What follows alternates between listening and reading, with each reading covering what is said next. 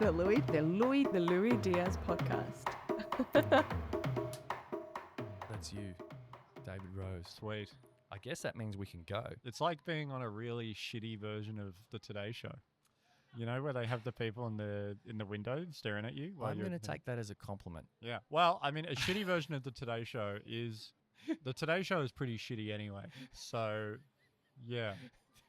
It's like not being on a show, basically, is what I'm saying. That's actually better. That's an even better compliment.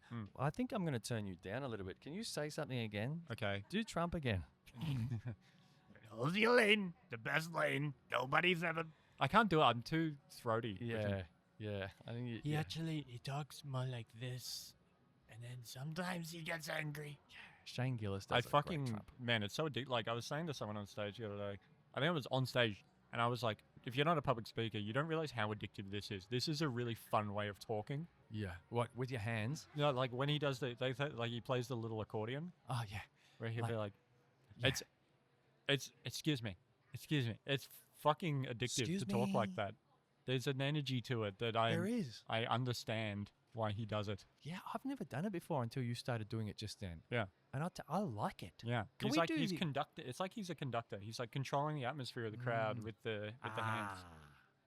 I wonder if that's unconscious. I reckon it's conscious. Well, I heard a story about David Letterman where he would, when he was doing his monologue at the start of the show, he would put his hand on his chest, and then like when he'd hit a punchline, he'd kind of like move his suit jacket or whatever.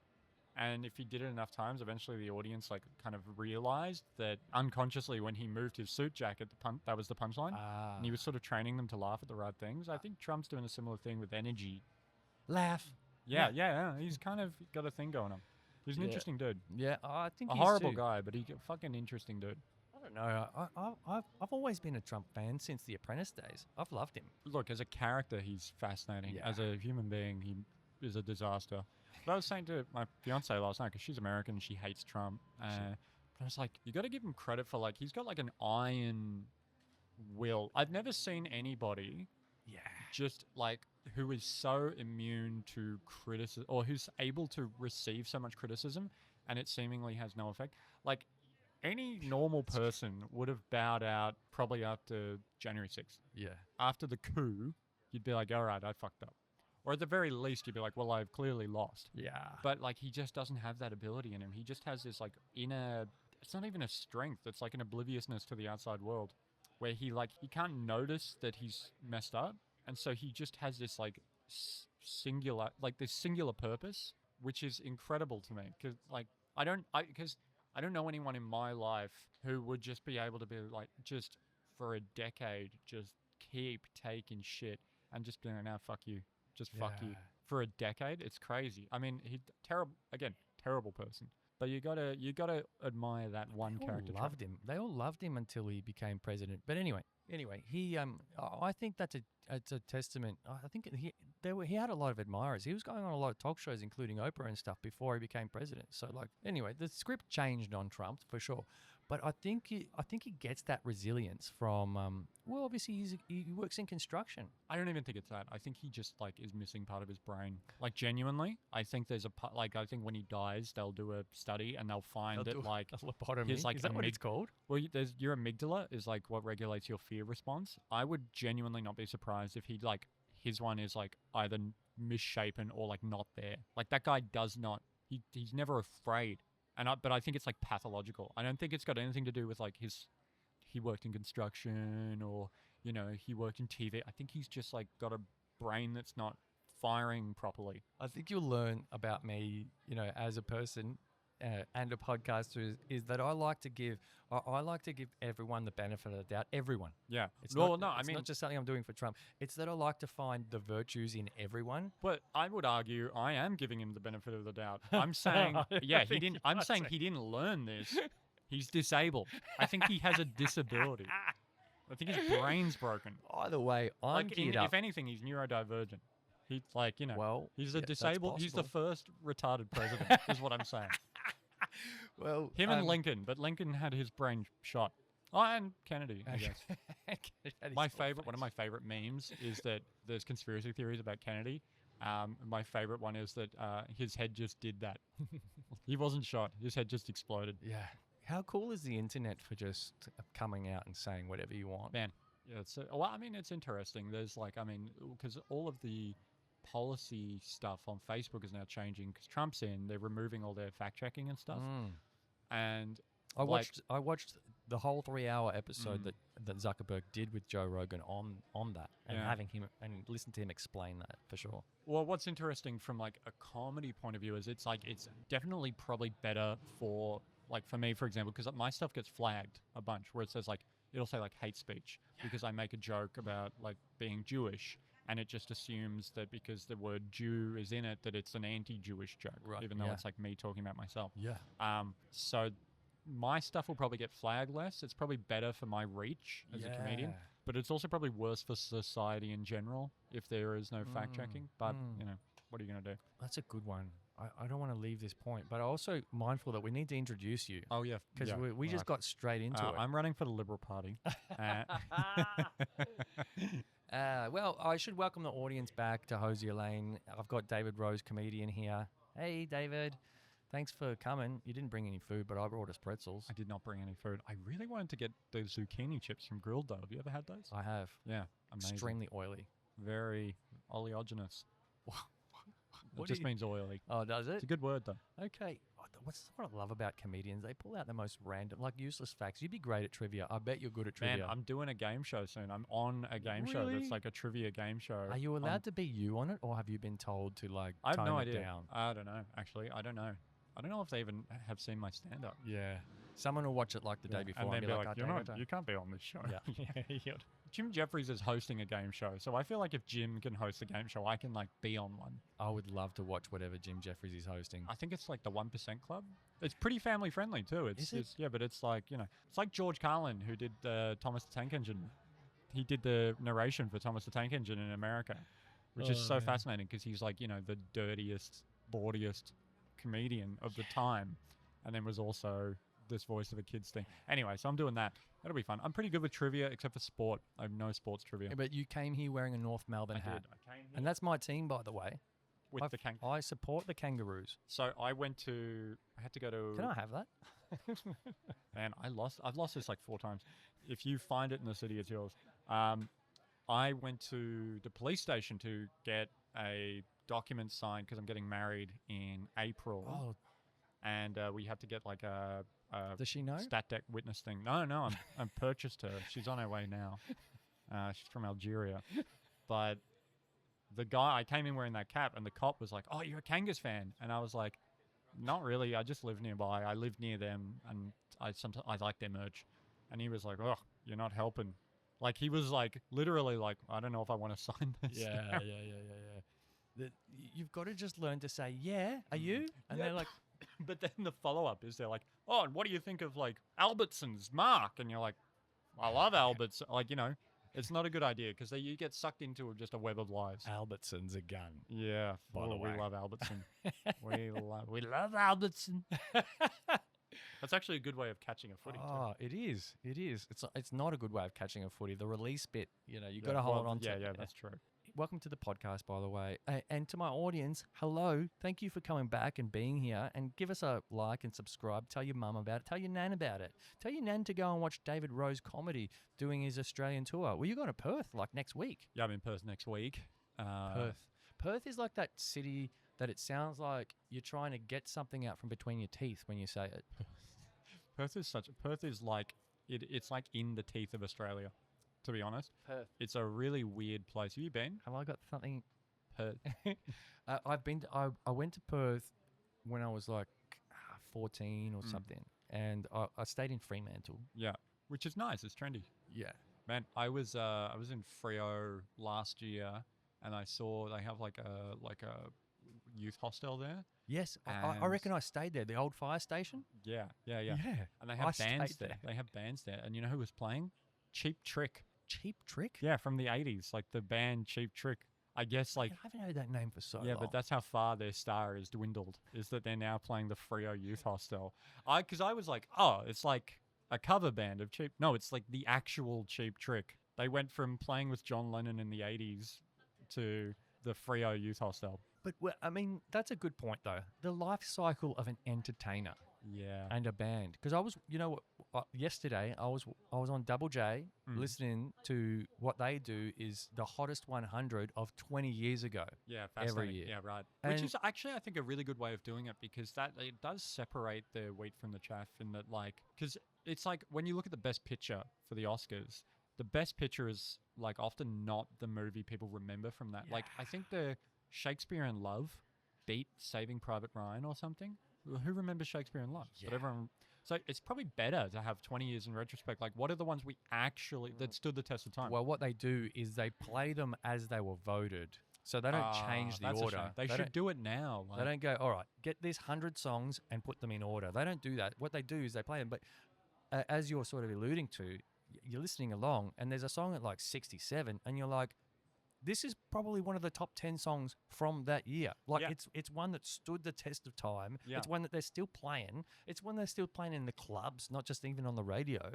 And it's like 67 and then you listen to like something in the top 20. It's and like you're Debbie like, Gibson or whatever. And I don't even know who that is What? anymore. Who voted for this? Exactly, yeah. Who voted for this? So, and one of the things that I was thinking while I was listening to this hottest 100 of 20 years ago was like, man, what are they doing now? And what they did was they called up some of the artists, some of the Aussie artists that made the countdown, and they were like, yeah, so like, where are you now kind of thing? Where are the they guy's now? like, oh, mate, I'm a manager at Officeworks. Yeah.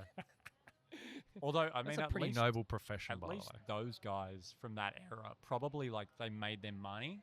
They sold records. Yeah. And they probably, like, made good coin. Well, they toured and sold Yeah. records. You're right. Yeah.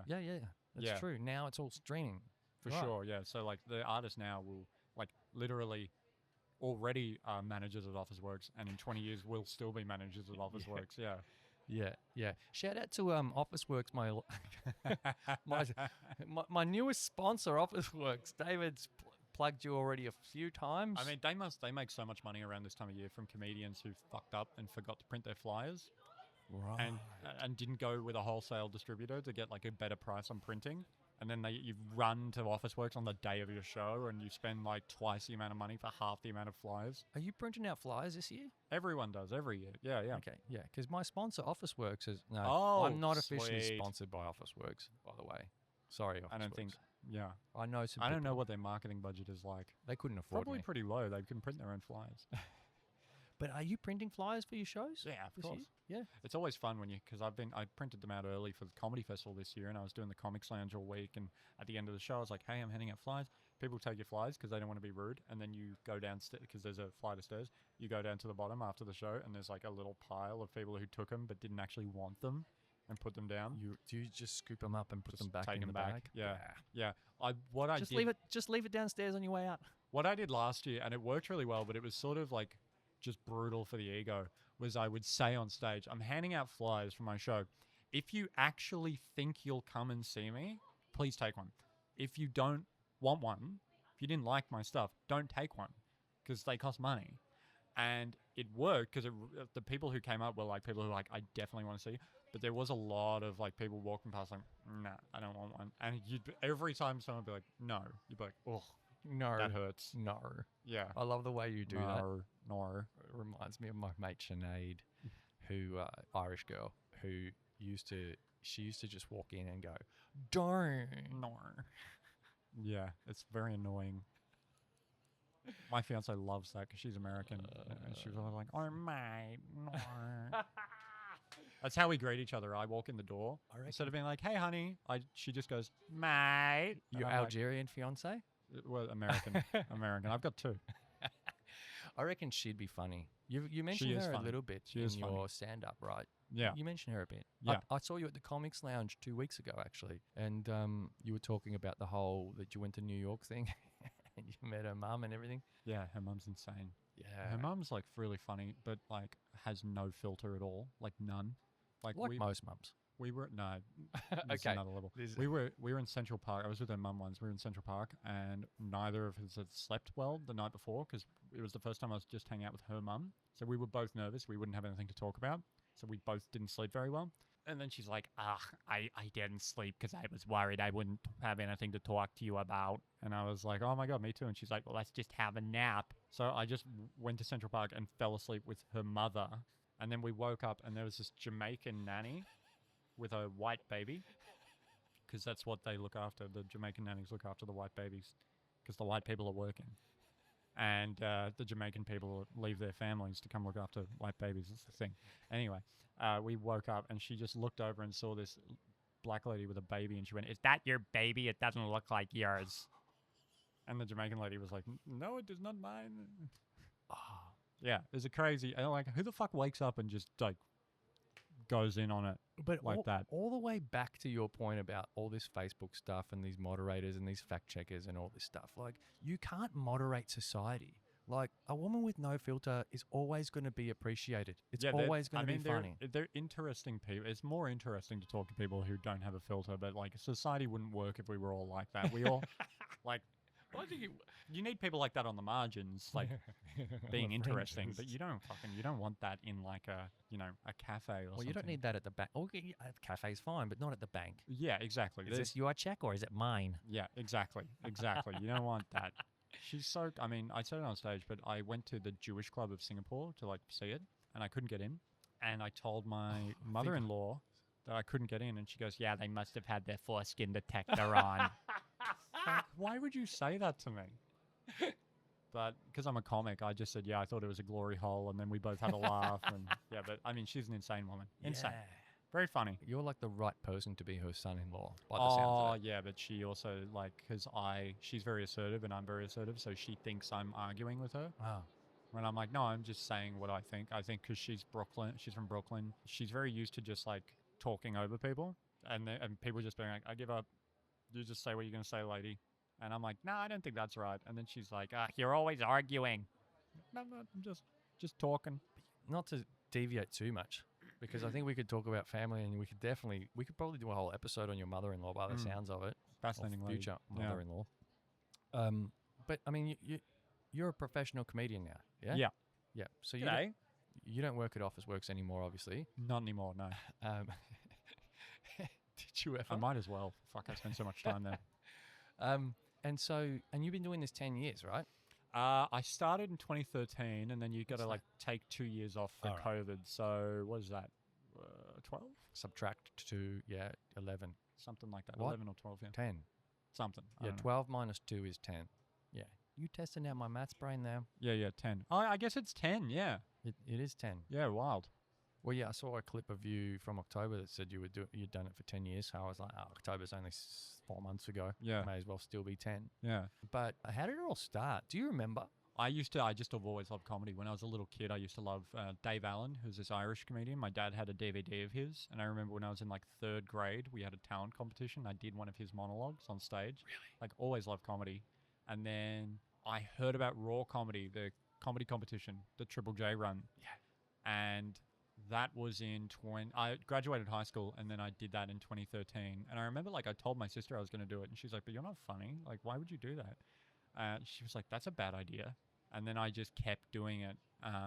So I did Raw Comedy 2013, and then I got through the preliminary, like the first round, and then I fucked it the second one, because like I had no stagecraft at all. So like the second gig I ever did, the mic was like twisted around, the cord was twisted around. So instead of just like by picking up the mic stand and untwisting it, I like took the mic out and went onto my knees and tried to like push it around. It was just super awkward. Would have got a laugh though, surely. Oh, it was just weird. And I was like 18 and like just not a fully developed human being yet. But you hadn't really started doing stand-up yet? No, I mean, that was my second gig.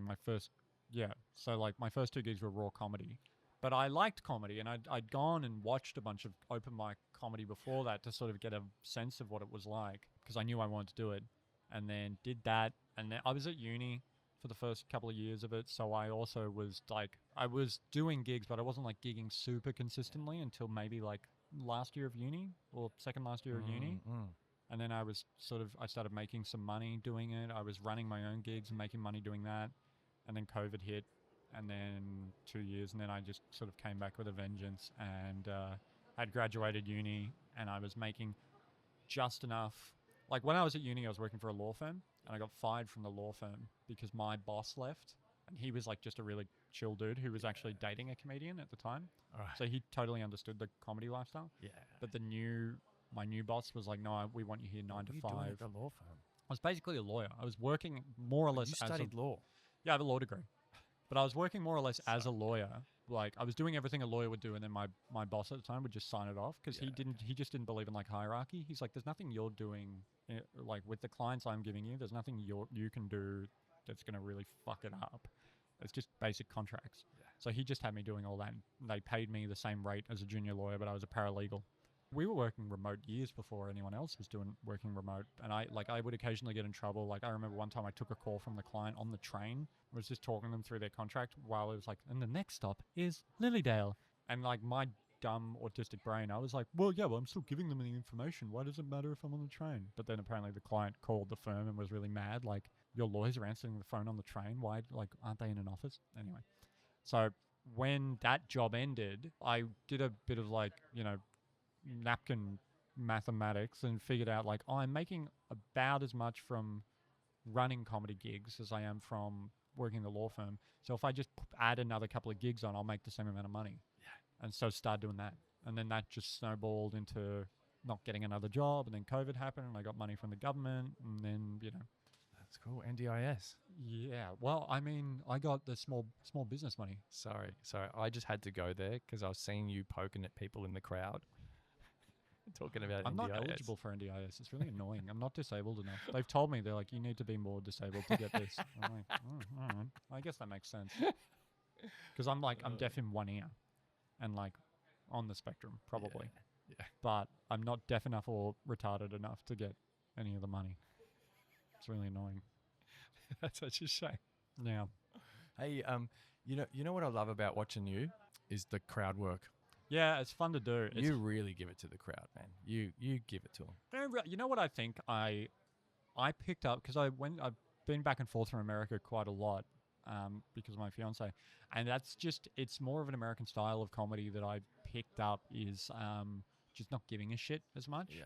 Not even giving it to the crowd, but just like in America, I feel like there's a sort of an agreement in the room. You can be as like far left or far right as you want in America, but when you're at a comedy club, you have all agreed to be in a room to hear something a bit fucked up. Like that's basically the contract everyone signed. That's not really the case in Australia as much. And so when you do it here, it's still got a bit more novelty because people are like, oh shit, he just said that. So it's exciting to be able to do that because The noise is not getting at you? No, we got headphones on, man. Only when people talk to us. I'm joking. I'm joking. No, I'm proof to that. Lui Diaz. That's me. What's that you make? I got one of those. Oh, thank you. Thank you. This is a far right wing podcast where we're trying to get Trump elected in Australia. No, it's I'm kidding. So is it far left then? Pardon? So is it far left then? Because the war simply when I was born, 40 years ago. I'm kidding. it used to be What? wider. This Now is it's actually. far left or far right. There's nobody in between. exactly. I agree. It's actually a podcast about child trafficking. We're trying to we're trying to open a new business in Australia. He's a comedian. We're trying to sell children. Do you have any that we could buy? He's a comedian. I'm kidding. No, how much you have to grow up I'm for kidding. so that no one can buy and sell. What we're doing is we're starting a business. You know the Titanic thing that exploded? We're building a new one, and we're going to go visit the Titanic in a couple of weeks. Are you videoing? Yes. Yeah. Wait. And this is our last will and This is testament. my camera. Oh, okay, and this one is these. Yeah. Oh, okay, yeah. But you're on camera as well now. Well, Yeah. that's cool. Yeah. It makes no difference to me anyway. Well, what's your name? Michael, Please, nice to meet you, Michael. Please check me out on YouTube. I will. Say hello. Yeah, once I Where are you get from? Perth. You're from Perth? Perth. Do you have an act? You don't sound like you're from Australia No, originally. I grew up in London. You grew up I in just London? moved here 7 years. He's doing shows in Perth next week. I'm doing a show in Perth next week. Whereabouts in Perth? I'm doing it at the Terrarium in Perth. Oh, okay. And then afterwards, under a bridge, there's a. Because I I'll can be see selling this some is your thing, ketamine. That you like, Yeah. Initially, my wife first thought, why are they doing that? I said maybe they're too broke to kind of. Why'd you come rent from? it. Why'd you move from London to here? Sorry? Why leave London? Why are you here? I came here for 2 years. I came on a sabbatical. I'm a doctor. Yeah. And You're a then- doctor. Yeah. Oh, so shit. COVID hit, and we couldn't go back. And then the eldest one started uni, and then the next one started, So we literally got stuck here. Is the I started NHS? enjoying it. The NHS is shitty now, right? No, it depends. This is life for you. You know the funny thing? over there, I sat down around where they have the square. And I sat down with this guy. He's from Lebanon. Yeah. He came here 10 months ago, okay? And he's complaining. He said, oh, I have a master's degree. And it seems like my life is going backwards. And now I'm doing security. And it seemed like he was going to commit suicide. Really, the way it was. And I was kind of calm him down and said, look, in 2 years' time, maybe you'll be my point. Do you know there's Everything actually a about life Do you know there's is a actually a state group? of mind, okay? There's So- actually a group guys like that can join if they're having trouble. It's called Lebanon, Hmm. Lebanonymous, Yeah. and it's for Lebanese guys who are. It's like Al-Anon, but for Lebanese guys. Lebanon. Have you heard of it? No, I've never heard I'm of it. fucking Is with this you. another It doesn't fucking exist. joke? Yeah, it's a joke. This guy's I non-stop. know, He's I know. non-stop. Yeah, that's the way he's breathing. That's the way he's It's called Lebanon and on. I've got to be on a podcast with the loosest lawyer and the loosest doctor I've ever met. We've got to get back to the conversation. You gotta do. You're taking your break now. David Rose. David Rose, come see me in Perth. Look it up. Go and see him. Okay. Perth. See you, mate. Thank you. Take care. I don't think that guy got a single joke I told. I know he didn't get a single joke you told. I feared for my life every second of you talking. I was sitting here thinking, shut up, Dave. Shut up. But how fun was that? That was fun. It's good. You're good good. stuff. Someone You're gave me- non-stop. Someone gave me a Yeah. That very matcha. kind woman gave us lollies. I am not Just going to got- have that. Oh, do you want some more pretzels, by the way? I do not. I feel like it's a bad move to have salt and carbs while you're trying to talk into a microphone, but you can have I my, reckon you you've can have done my, worse. my lolly. Okay. Not in a few years. You were talking about like the American versus the Australian. Your words that really struck me were the ones where you're like, people have kind of got this social contract that they sign when they go into a comedy show Yeah. that they know that they're going to hear some fucked up shit. Yeah, I- whereas I I, agree with feel that. like the social contract in Australia, especially in Melbourne, It's like, And are it's- you going to offend me? yeah, it's easy to blame like PC culture or whatever, but what it really is, it's a lack of cultural understanding about specifically the art form of comedy, because comedy is an art form where you can at least, you don't have to. I mean, there are great comedians who are super clean and friendly, like Nate Bargatze or whatever, but there is a part of comedy that the humor comes from the shock and surprise of you saying the thing you shouldn't say. And you hope that you're saying it in a way that is like intelligent. You're not just going out and saying something fucked up to get a shock value, but if you can say something that is outside of the norm and execute it well, you can get a good laugh from that. And so, like, you know, there's things I've said to people on stage that if I said off stage would be not only rude, but like get me physically in trouble. Like literally everything you said to that man just then. Not everything. I don't but think wh- any of that was that bad. When you started talking about child trafficking and asking if he had any children he could sell, I'm thinking we're starting to get to the borders of where we're starting to get a little. I'm like, I don't know that guy. You might think I know that. I Yeah, don't know yeah, that guy. I don't know what he's capable of. And you know what? Like, I love this location. It's so much fun to record here. And 99.9% of the time, it's brilliant. It's safe. There has been one or two sketchy moments Oh, for sure. and characters that you're just like, oh, props won't poke that bear. I will kick you if that character comes along. Yeah. Okay. You don't mind me just nudging you gently? If I have to do it more than gently, I will. But if Okay. that one character comes along, Oh, you know him. There's a dude. well, There's a every now and then is a few of them. yeah, right. But Yeah, I've been up there before. The living room. Yeah. I used to work at a lawn bowls club, and we used to have like events, and we'd have food left over. And occasionally, I would call those guys and be like, "Hey, can I?" Because I hated wasting the food. I'm like, "There's homeless people in this city. Let's give Yep. them the food." And I'd call them and be like, "Can I bring you food?" But they could never send anyone to pick it up. I'd call it. It was like a war zone. They'd pick up the phone like, "Hello," and I'm like, "Hey, I got food," and they're like, "Good, bring it," because they're just overwhelmed with like, you know, people who are in the worst circumstances. Yep. And then you'd come down and Good, bring it. you'd walk in with like a tray of food and be like, "Holy shit, this is a different thing than the rest of Melbourne." I don't mean to be laughing because you're telling a true story, but you're also making it funny. Yeah. I'm allowed to laugh at You're whatever I allowed to want. laugh. Yeah, I don't know. I think that there has been and it's not an overcorrection. It's an entirely like super valid thing of like, hey, Australia has been like has been a place where like people have been intolerant and like either been celebrated for it or just like it's been socially acceptable. So we've attempted as far as possible, like in the inner cities, like Melbourne, Sydney, whatever, to get rid of that. It's kind of like an older generation thing of just like people saying horrible things in earnest. But I think the flip side of that is you do lose that you can satirize those positions, or you can at least like play with those ideas on stage. That doesn't really happen that much in Melbourne, which is fine. Yeah, everything has the power to be offensive if you give it that power, I think, as well. I mean, there is, and I understand, like, I'm coming from a place of privilege, I guess, but I'm also coming from a place of experience. You know, I have experienced bullying and stuff like that, even from teachers, like racially. Yeah, I want to bully you right now. Racial vilification. Yeah. Please do bully me right now. One of them now. One of the characters. You know, the thing about this podcast is sometimes we'll just talk about something, and literally the thing we're talking about just rocks up. No, I know. It's wild. Yeah. It happened with Stephen Bradshaw. He was telling a dog story, and literally a dog ran past right at the moment, just off the lead. Man, All I I'm was saying. I was looking at Sydney Sweeney naked earlier. Shit. No, not happening. All right. Sydney Sweeney. Oh, yeah, the actress. The actress. She's rather attractive, but I can say that because I'm not getting engaged. I'm not married. I can say that too. I'm allowed to be attracted to Sydney Yeah. Sweeney. So- You can't stop me. I'll do it. I'll do it right now. What about the mother-in-law? What if the mother-in-law listens to this? My God, you're attracted to Sydney Yeah, well, I mean, I think whatever. Who cares? I'm not marrying her. But yeah, I don't want to lose this point because this is a good point. No, I think that you know, I mean- it's easy to be a white man and be like, man, you know, like we've lost the ability to say whatever we want. Which I don't. That's not the point I'm trying to make.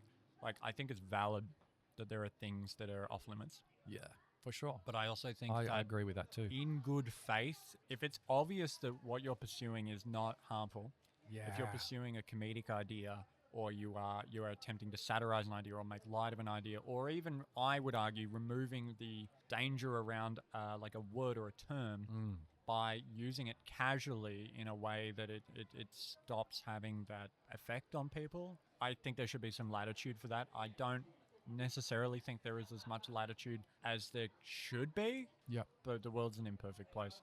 Like, who am I to say to someone like, I should use the word that upsets you for my purposes because I think it would benefit society in you know, allowing us to have a broader cultural conversation. Yeah. Whereas that person would be like, yeah, but it fucking hurts my feelings when you say that. It makes me feel scared and insecure. So, you know, there's a to and fro. My That's position true. is Yeah. I'm willing to push the boundaries of my own personal feelings, right? Yep. I'll say something that I am worried about if I'm comfortable defending it. If someone comes up to me and says, I don't like that you said that, I need to have a good reason for why I said it. And if I'm wrong, I apologize. Like, and that's another thing. Like, contrition, I think, is like not So what's contrition? just of showing that you're sorry. Yeah. Okay. Yeah. It's not very valued in our society, at least. Like, if you That's weird. if you screw up and then you say I'm sorry, I think the general trend at the moment, and it's mostly because of the internet, I think, is to go, look at him, he admitted to it, and then dig further, and not only did he do it, he's just admitted to it. Instead of being like, wow, he said sorry, and he's trying to make amends or work towards bettering himself, it's just like, fuck him. So now there's an incentive not to apologize for things, which I think is really bad. Like, you look at like Trump, where he just goes like, she's a pig, I never had sex with her, and even if I did, she's disgusting. I think if you're a young man and you're watching the cultural conversation right now, if I was like a teenage boy, I would see what happens to guys like Louis C.K. admitted to what he did very publicly. What did he do? Jerked off in front of people, asked them for consent, sometimes didn't, but did admit to it. And like, I thought had a pretty heartfelt, like, these are the ways my actions have hurt people, and I didn't realize that I'd hurt people. I now do, and I'm horrified. And then you look at Is that recent? it was a couple of years ago. But then you look at like Trump, and all he does is issue denials and his own accusations about the character of the people accusing him. Who has gotten a better deal from society? Yeah. Well, one guy became president, one guy like lost One millions. guy ran for president. Yeah. Well, whatever. But one guy is president now, and the other guy lost a lot of money and has now come back, but his social status is not what it was. It seems to me that our society is pushing the wrong incentive structure because we're incentivizing just obfuscation and lying and just saying that never happened. I'm not sorry, and if you're offended, fuck you, rather than like, oh man, I'm sorry I did that. I'm sorry I said that wrong thing. I'm sorry I did that wrong thing. You know? I think I think what you're referring to, I agree with. I agree with a big part of it. I also think how the internet, because we're still the guinea pigs of the internet age, For sure. Yeah. right? So the internet, let's just call it 30 years old, Yeah. for argument's sake, right? Mainstream use is about 30 years. You know, dial-up modems started appearing in houses 94, 95, Yeah. 96. I remember. Yeah, I was there for that. And then obviously, so how does the internet work? You know, the reason Google became bigger is because it was the best at ranking things, and what it learned about humanity was that shock is the number one sort of thing that people are attracted to. People are attracted to shock. So I think then you've got this internet filter on top of society, which is the main place people go to get their news and entertainment and everything else, where all of the programmers know that shock is the best way to obtain and retain an audience. I think you're correct, but also it's like a magnifying glass on society, the internet. You got to look at the society that it's magnifying. And like, I'm an atheist. I don't believe in any, I just organized religion's bullshit. But there are some ideas in religion that are useful that are no longer really taught. Like, you know, the Christian ethic of love thy neighbor, turn the other cheek. Yeah. Buddhism, loving kindness, wishing well to those who have wronged you. Like, all of that stuff in our modern secular society has just gone by the wayside. You look at like school, like a law degree is an interesting example. If you got a law degree in like 1920, you had to study the classics. You had to study Greek and Roman philosophy. You had to study Cicero. You had to study Aristotle. You had to learn not only Philosophy. you had to learn philosophy, because it wasn't just here are the laws. It was here is what the law's purpose is. Like, what is it to be a society? What is it to be a man back then? And then how do you use the law to shape the society? Like, it was a holistic approach to the law. Now, if you get a degree 100 years later, it's like, here's this piece of legislation and here's how you apply the rule. It's very binary. And I think we lose a lot by like not teaching that stuff in school. I didn't learn, like, I did a philosophy class in year 10, and it was like, and it sent me off on studying philosophy through uni and stuff. But like, most people don't live an examined life. Like, literally, most people don't know how to think. Like, literally don't know how to think. Aren't taught how to think. Right. Aren't taught, like, here is how to construct an argument. Like, who are you? Most people, like, don't get asked that question. Who are you? What are your beliefs? They just believe things in the instant. Oh, I see that. I don't like it. I believe this about it. Like, very few people, I think, sit down and, like, take stock of who they are, what they believe, and whether they might be wrong as well. And, like, so then you put the internet on top of that. You put the internet on top of a society of, like, basically a generation of uncritical minds. And, yeah, of course the result is going to be everyone runs to shock and horror and anger, because they haven't been taught how to think. That's such an interesting point. You nicely articulated something, and you added that sort of other thing that I had no idea about. I didn't know that the study of law has changed so dramatically. The study of everything, I think, is like, and look, part of that is sort of what religion did. Religion was meant to teach you, you know, ground level ethics, and then all the other bullshit goes on top of it, and then you get molested, and then you blow your brains out when you're 38. But I made it to 40, by the way. what it was meant to, well, congratulations. I never got molested, though. Oh, wow. Do you want to do it now? I would appreciate do it. we have a curtain? It's about time. Someone I offered. was at an airport recently. It kind of reminds me of this. I was in Bali airport, and they had a massage parlor at the airport, but it's like at the gate. So I had like 3 hours. My flight was delayed, so I was like, yeah, I'll get a massage. And then I just went in. They're like, take off your clothes. I'm like, here? And they're like, real? and they just have a curtain. So you're just getting massage while people are Butt like naked? No, I was in my underwear, but it's still, you're getting a knot worked out in your glutes, and it's like, now boarding Jetstar flight. You're like seeing people getting on the plane. Oh, shit, that's my plane. Okay, Yeah. throw the clothes back on. Yeah, it's real interesting. No. I wish no. we had that in Melbourne airport. Yeah. Imagine if wish- there was a rub and tug parlor. We need one. We defs need one at the airport. Take off before you take off. It can be stressful. Yeah. Yeah. Hot towel, sir?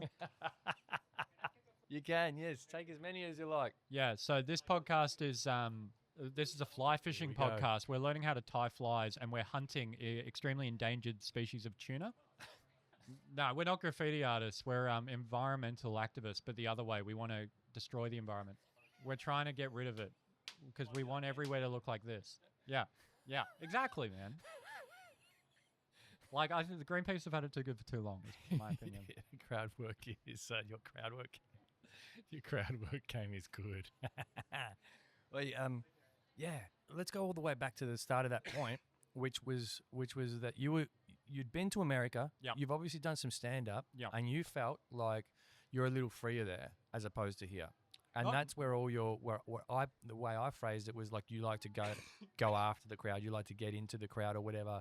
But you were like, I just learned not to give a fuck anymore. I feel like all of this that's more or ties in less together. it. Yeah, it's like it's an interesting thing because like we just talked about like trying to live and examine life and being a critical thinker, and you would think that if you value those things that you would be careful about what you say. But I think that the way I like sort of square that circle is I think comedy exists partly as like a bit of a release valve for society. People are very uptight. If you can make them laugh at a thing they're uptight about, it just soothes people a little bit. So I think if you're being rigorous, like if you're a politician, you need to watch what you say and you need to be very deliberate with what you say because your role is to actually set the rules of the road for society. This is how we're all traveling together. But if you're an artist, you should be trying to buck the system. That's your job. Your job is to question, I would agree with that. Like in a macro sense as well, a politician has to try and govern, a Yes. whole diverse range of people within society. Like the fact is, and if we just take racism as an example, the fact is racism exists everywhere. French people are racist towards not in my house. X people. Not in my house, my friend. the, I don't see color. We don't let them into my apartment. But- But But generally speaking, like Japanese might be racist towards Chinese and sure. so on. And it's existed since forever, right? And so, I think there's racism and then there's cultural nuance and stuff like that. And people are saying, and this is an interesting one on stage. I find it fascinating that white people will not talk about race on stage. They won't do it. white people won't talk about race. You're white. Yeah, but they won't talk about other races. Right. They want. They're fucking nervous, man. Which is super interesting And because they have every right to be. because in America, no one gives a shit. If you're a white guy, you go. No up, one. There's a Spanish guy in the room. You're like, hey, Spanish guy, and you make fun of him. There's a black guy, you make fun of a black guy. Like it's all. America Really? has a lot of national myths, and most of them are bullshit. But there is one thing that is true, which is they are a melting pot. Like everyone is really actually all together. You go to a comedy club, it's not just white people. You go to a comedy club here, and for whatever reason, it is mostly Caucasian or entirely Caucasian. You just don't see a lot of non-white people at I comedy saw a shows in few Australia. Chinese people at the Comics Lounge the other day Yeah. when you were on that night that you were on a couple of weeks ago, and I was like, yes, bring the cultural melting pots into comedy. I want us all in here to It's- witness this shit together. Yeah, it's not happening really in Australia, and I don't know why that is. I'd be really interested to know why. It has to happen. It's a matter of time. Yeah. I would be interested to know if there is like there are more like ethnic enclaves here where people just speak their own language, they're in their own culture and they don't intermingle. But the point being is that if you're a white guy in America and you're on stage, you can talk about another race, you can make fun of another race if you do it in a way that's not racist. Yeah. There's a difference between noticing something and attacking someone for their difference.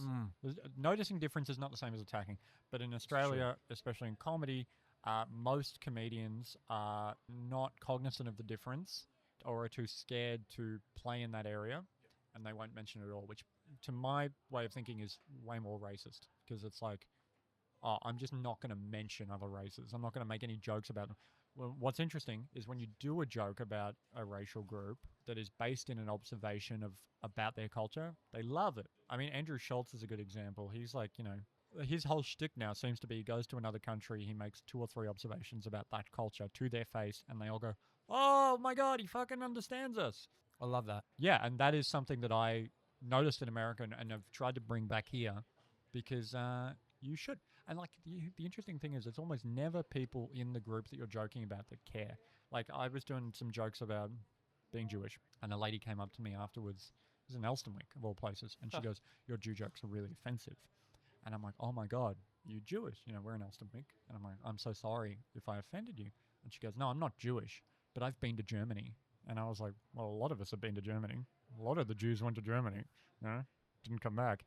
And she's like, and I've been to the death camps. I'm offended. And I'm like, well, if you're not Jewish, you can go fuck yourself. I don't really care what you think. I care what Jewish people think about those jokes. And I haven't really had much feedback that's negative from, so whatever, you know. It's always, but it's people that are, I think it's people, what you do is you've triggered something inside themselves. And they're like, Yeah, oh I would shit, agree with that. I'm laughing at, or I'm in a room full of people laughing at an ethnic group. That must be racist. I'm not racist, so I need to say something. Yeah. It's always just silly.